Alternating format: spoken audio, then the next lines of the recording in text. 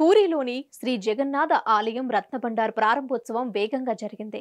Odisha high court న్యాయమూర్తి justice Biswanath Rath నేతృత్వంలోని committee ప్రస్తుతం ఉన్న తాళం చెవితో తాళం తెరవలేకపోతే ఈ రథయాత్రలో దానిని పగలగొట్టాలని నిర్ణయించింది.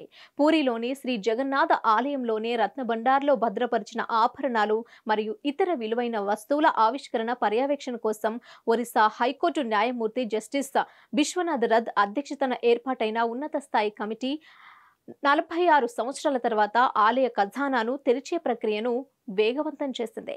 కమిటీ యొక్క మొదటి సమావేశం జూలై 6న పూరిలో జరిగింది.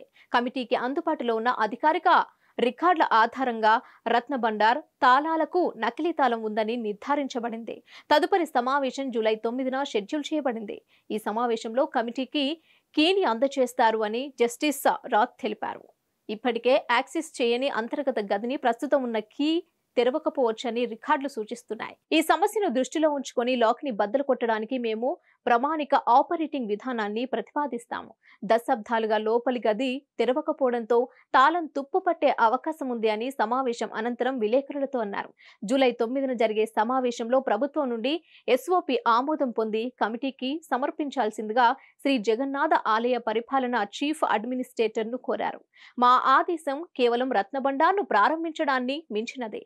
దాని విలువైన వస్తువుల జాబితాను రూపొందించడానికి కూడా మేము బాధ్యత వహిస్తాము. అంతేకాకుండా రత్నభండార్ అవసరమైన మరమ్మతులకు లోనవుతుందని మేము నిర్ధారించుకోవాలి. రిపేర్ సమయంలో విలువైన వస్తువులు లోపల ఉండలేవని కమిటీ భావిస్తే మరమ్మతుల సమయంలో ఆభరణాలను తాత్కాలికంగా తరలించేందుకు అనువైన మరియు సురక్షితమైన స్థలాన్ని నిర్ణయించమని ఆలయ మేనేజింగ్ కమిటీని కోరతామని కమిటీ చైర్మన్ తెలిపారు.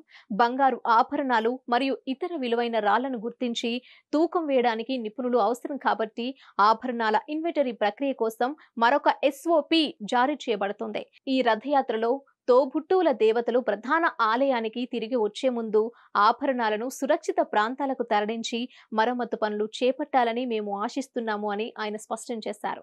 రికార్డుల ప్రకారం ఆలయ రత్నభండార్లో మొత్తం 454 బంగారు వస్తువులున్నాయి. వాటి నికర బరువు 12,838 భరీలు మరియు 293 వెండి వస్తువులు, 22,153 భరీలు. రత్నభండార్ యొక్క చివరి జాబితా 46 సంవత్సరాల క్రితం 1978లో చేయబడింది. రత్నభండార్ తెరవడం చాలా వివాదాస్పద అంశం. ఎందుకంటే అప్పటి నవీన్ పట్నాయక్ ప్రభుత్వం ఈ విషయంపై కూర్చొని రత్నభండార్ తెరవడంలో విఫలమైందని భారతీయ జనతా పార్టీ ఆరోపించింది. రత్నభండార్లోని ఆభరణాలు మరియు ఇతర విలువైన వస్తువుల భద్రతపై కూడా బీజేపీ సందేహాలు లేవనెత్తింది.